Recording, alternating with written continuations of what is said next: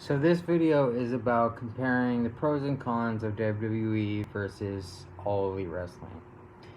WWE's pros include their women's division, the signing of Cody Rhodes after he left AEW, their production team, their more globally recognized brand, more old school wrestling, and their wellness policy testing, which applies to full-time talent but not part-time talent, which is why Brock Lesnar is free to be roided to the gills.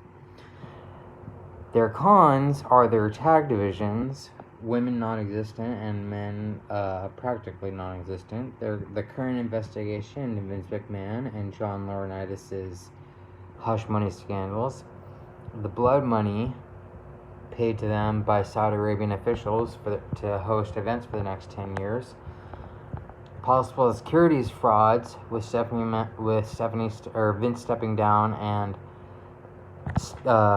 liquidating his assets before the Wall Street Journal broke news about his his and Laurinaitis' hush money scandals, backstage morale with Bruce Pritchard now being in charge of creative, not allowing talent to make money on other streaming platforms such as Twitch, and unifying the World Heavyweight and Tag Team Championships, which was completely unnecessary and a plot device that just convolutes way more plots and storylines. AEW, on the other hand, their pros, they have a phenomenal tag division, probably the best in any promotion right now. Their acquisition of Ring of Honor, their partnerships with Impact and New Japan. Talent can take independent bookings and make money on other streaming platforms such as Twitch and OnlyFans. Their signing of CM Punk, their booking, the way they book the AEW title as strong, and each champion holds it for a minimum of 4 months.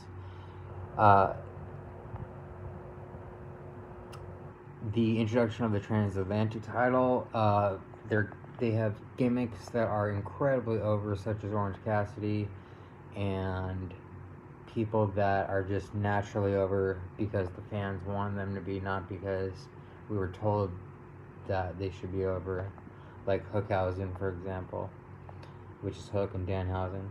Their announced team, other than JR's constant verbal foibles, but Excalibur his technical knowledge is unparalleled. Their long-term storytelling, I think Wardlow's face turn was one of the best I've ever seen, and they've mastered the last-second kick-out.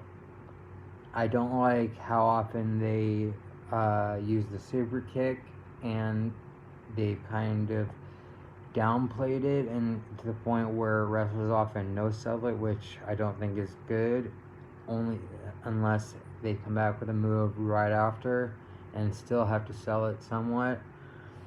AEW's cons, however, would be their women division. They're not nearly as nationally exposed, but they do have a television deal with TBS, TNT, Turner, Time Warner. Other than a couple of botches, letting Cody Rhodes go, and not having as many safety precautions, allowing talent to take more risks, it being an innovative newer and more innovative company, definitely see them having longevity. So they each have their strong points. WWE is more of a spectacle, but if you really want to watch the matches to see the actual wrestling, AEW is your bet.